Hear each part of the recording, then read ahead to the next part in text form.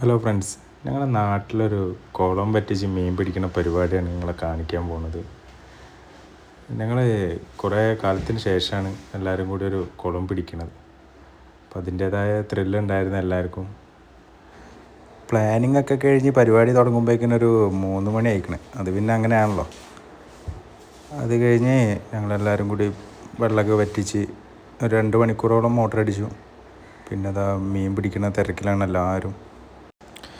കുളത്തേക്ക് ഇറങ്ങിയപ്പോഴാണ് മനസ്സിലായത് ഏകദേശം നല്ല ചളി ഉണ്ട് എന്നുള്ള കാര്യം.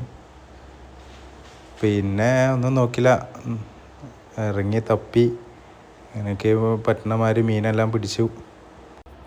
ആ പിടിച്ച മീനാണ് ഇപ്പോൾ ഇതാ നിങ്ങൾ കാണുന്നത്.